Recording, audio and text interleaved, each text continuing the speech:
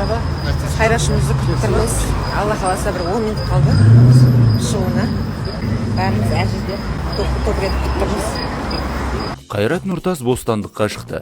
Өнер иесін ата-анасы, достары, жанкүйерлерімен бірге күтіп алды. Қалай, дұрыс па бәрі? Жақсы да, дұрыс па бәрі? Рахмет. Қолдау көрсеткен баршаңызға көп рахмет, менде бәрі жақсы, деді Қайрат Нұртас.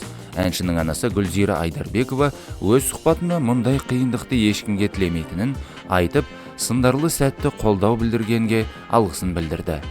Қуаныштысыз ба? Әрине қуаныштымын. Ешқандай анамды баласына сұрамасын.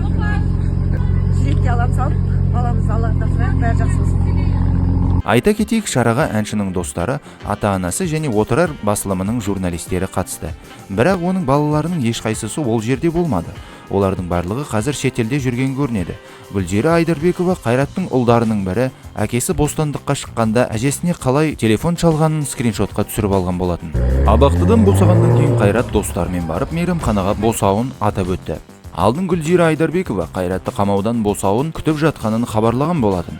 Сонымен қоса әртістің анасы 15 қамалған күнде 18 тойын атымен жасағанын хабарлады. Қалайсыздар, амансыздар ма? Одан кейін өздеріңіз білесіздер. Қайрашымызды көрсетеміз.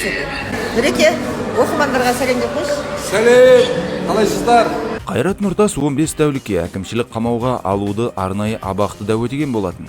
Естеріңізге сала кетейік, 5 шілде күні Қайрат Нұртас ұшақта төбелесіп қалғаны белгілі болды. Әнші ұсталды. Қайрат Нұртастың өзі құрбан болғанын мәлімдеді.